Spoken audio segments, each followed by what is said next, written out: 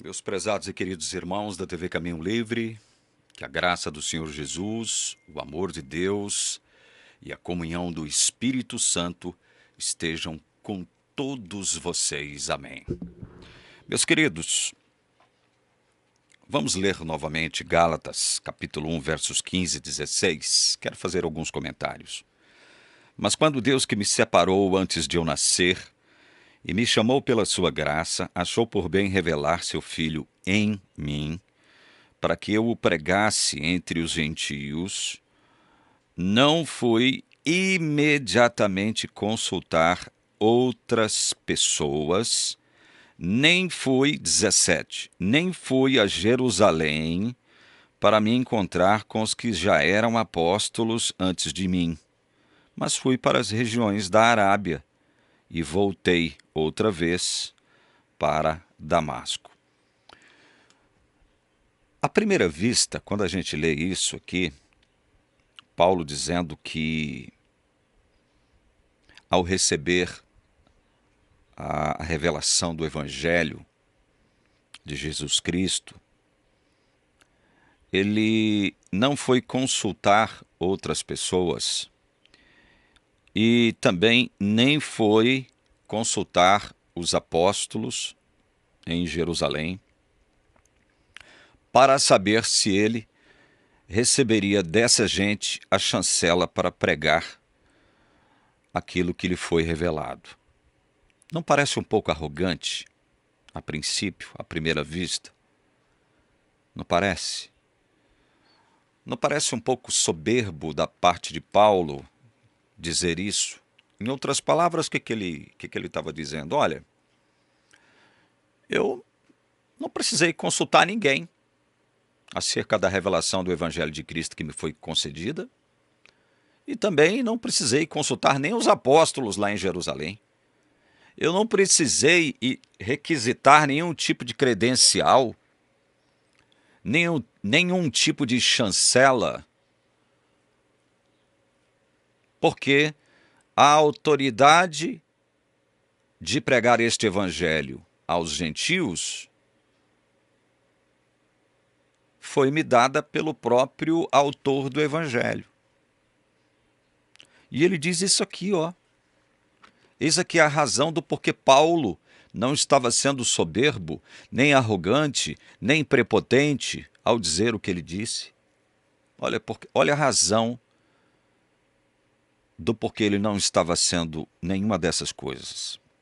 Aí mesmo em Gálatas, capítulo 1, versos 11 e 12. Mas informo a vocês, irmãos, que o evangelho por mim anunciado não é mensagem humana, porque eu não o recebi de ser humano algum, nem me foi ensinado, mas eu o recebi mediante a revelação de Jesus Cristo. Eis o porquê Paulo não consultou ninguém, muito menos os apóstolos em Jerusalém, para receber dessa gente uma espécie de credencial para poder pregar aquilo que lhe foi revelado pelo próprio Jesus Cristo. Foi o próprio Jesus Cristo que entregou a revelação a Paulo, que se revelou a Paulo, que foi atrás de Paulo, que regenerou Paulo, que converteu Paulo. E Paulo acabou sendo o apóstolo que mais escreveu sobre o Evangelho.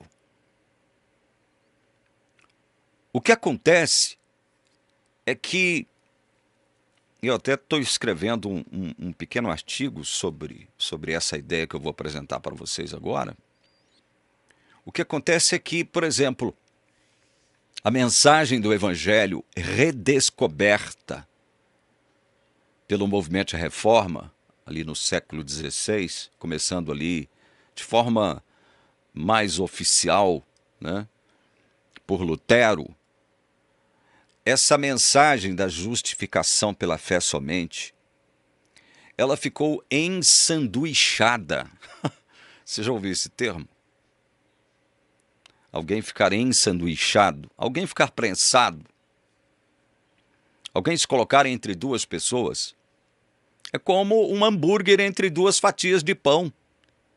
A mensagem do Evangelho ela ficou sufocada, primeiro por conta do autoritarismo católico romano, com a sua dogmática e liturgia, em muitos aspectos, antibíblicas. Depois veio os fenômenos culturais expressos pelos movimentos da Renascença e do humanismo, que ejetou o homem a um status que antes pertencia somente a Deus. O homem, né, ele é autor do seu destino, ele é senhor do seu destino, tudo se deve ao homem, o homem é o centro do universo, o centro da vida, o centro de todas as coisas. Vocês perceberam que a mensagem do Evangelho, pregado pela Reforma, com foco na justificação pela fé somente, ficou ensanduichado aí, primeiro pela Igreja Católica, depois pelos fenômenos culturais da Renascença e do humanismo? E esses fenômenos culturais da Renascença e do iluminismo, não humanismo, deixa eu fazer uma retificação aqui, tá? Iluminismo. Eu disse humanismo, é iluminismo. Esses fenômenos culturais acabaram por influenciar, por afetar a teologia cristã. De um modo negativo, evidentemente. Por quê?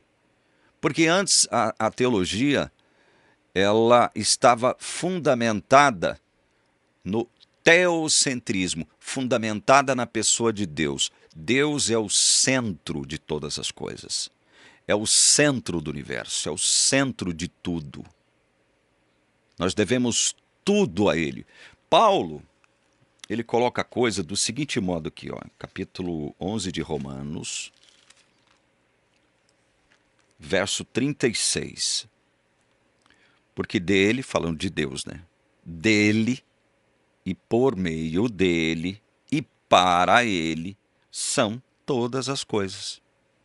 A ele seja a glória para sempre. Amém. Então, antes a teologia, ela estava fundamentada nessa orientação teocêntrica, tendo Deus como centro de tudo e de todos. A teologia nasce em Deus. Ela provém de Deus. Aquilo que nós apreendemos enquanto teologia vem de Deus, deve proceder de Deus. Deus é o autor da Bíblia. Deus é o autor tanto do Velho quanto do Novo Testamento. É o autor primário. Tudo surgiu da vontade dele e por inspiração dele. Só que afetado ou afetada pelos fenômenos culturais da Renascença e do Iluminismo, a teologia cristã, ela inverteu as coisas. Ao invés de elaborar sob a premissa de que Deus é o centro de tudo, agora coloca o homem no lugar que só Deus pertence. O homem passa a ser o centro de tudo e a teologia de teocêntrica passa a ser antropocêntrica. Vem do antropo, do humano, aquele que anda em pé, aquele que anda na vertical, o animal racional. Vocês estão vendo que a bússola teológica cristã mudou do teocentrismo para o antropocentrismo. E aí, no antropocentrismo, a salvação começa pelo homem. Começa no homem, não em Deus. Vocês estão entendendo a diferença? É por isso que quando você lê esse texto que eu li agora, os versículos 15, 16 e 17 aqui de Gálatas 1, vamos repetir? Mas quando Deus, que me separou antes de eu nascer e me chamou pela sua graça, achou por bem revelar seu Filho em mim, para que eu o pregasse entre os gentios, não fui imediatamente consultar outras pessoas, nem fui a Jerusalém para me encontrar com os que já eram apóstolos antes de mim, mas fui para as regiões da Arábia e voltei outra vez para Damasco.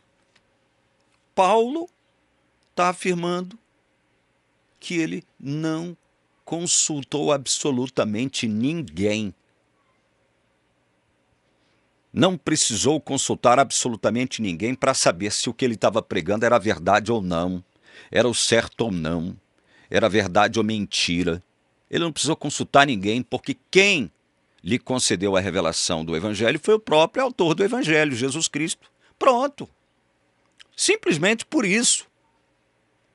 E hoje, no seio do cristianismo institucionalizado, Paulo, o apóstolo Paulo, é objeto de discordância, de discrepância, de contradição. Porque o próprio Jesus foi objeto de contradição, como profetizado pelo profeta Simeão, lá em Lucas 2, registrado pelo evangelista Lucas, no capítulo 2 do seu evangelho. Não foi só Jesus que foi objeto de contradição. Todos os apóstolos foram, de um modo ou de outro, em maior ou menor grau, objeto de contradição. Mas Paulo, entre os apóstolos, creio ter sido aquele que foi mais objeto de contradição, de objeção, de perseguição. Por quê? Porque aquilo que foi revelado a Paulo, enquanto ser humano que ele era, não foi revelado a mais ninguém, da forma como foi revelado a Paulo. Então, meus queridos, a gente tem que voltar a dar atenção ao Evangelho conforme exarado nas Escrituras, especialmente nos escritos do apóstolo Paulo, porque Paulo foi destacado por Deus, designado por Deus, separado, escolhido por Deus, chamado para ser apóstolo, para servir de modelo a todos os crentes. Isto não é pouca coisa. Não é pouca coisa. Por isso que eu tenho afirmado nesses últimos vídeos que eu tenho feito. Você quer saber como Deus salva de verdade? Quer saber o que é evangelho de verdade? Quer saber por que Deus salva, decidiu salvar? Quer saber quem Deus salva? Estude. Estude a Bíblia, estude o Novo Testamento. Mais especificamente, estude o apóstolo Paulo. Estude as suas cartas. Porque ele foi o exemplo, o modelo de todos os crentes. Foi designado como modelo de todos os crentes. Isso não é pouca coisa. Agora, o que a gente percebe, em função dessa reorientação, né, de uma teologia baseada em Deus, centralizada em Deus, uma teologia teocêntrica, dando lugar a uma teologia antropocêntrica. Antes tudo começava com Deus e em Deus, agora tudo começa no homem e com o homem. É por isso que esses que eu andei citando aqui, e eu faço questão de citar de novo, Flávio Martinez, Carlos Vailate, Elias Soares, Rodrigo Silva, Leandro Quadros, Sérgio Monteiro, Ezequiel Gomes, um tal de Natan Rufino, que é outro boquerroto, que fala sobre o que não sabe, Luciano Subirá, Edir Macedo, Valdemir Santiago, R.R. Soares. Essa gente nunca compreendeu o que é evangelho. Nunca compreendeu o evangelho. Mas Deus é tão bom, tão misericordioso, que pode salvá-los também, apesar deles não terem compreendido o que é evangelho. Porque o evangelho, quando você entende o que é evangelho, fundamentado na determinação e na graça de Deus somente, mediante a fé em Jesus Cristo, você percebe que você não é a pessoa que vai determinar a quem Deus pode salvar ou não. Deus salva quem Ele quer, quando Ele quiser, onde Ele quiser, no tempo em que Ele quiser. Você aprende isso. Quando você aprende a conhecer, quando você apreende os princípios fundamentais do verdadeiro evangelho. A igreja adventista nunca conheceu o que é evangelho, nunca compreendeu o que é evangelho. E uma das evidências é ela, assim como esses nomes que eu citei agora, defender uma teologia que preconiza a possibilidade da perda da salvação. Mas por que isso mesmo? Porque para eles, esses nomes que eu citei, inclusive da igreja adventista, a salvação começa com o homem, começa no homem e com o homem. Se começa conosco, se começa por nós, é óbvio que eu posso perder a salvação. Se ela começasse comigo, se ela começasse com você, é óbvio que você poderia perder a sua salvação. Mas não começou com você. A Bíblia deixa claro que salvação pertence ao Senhor.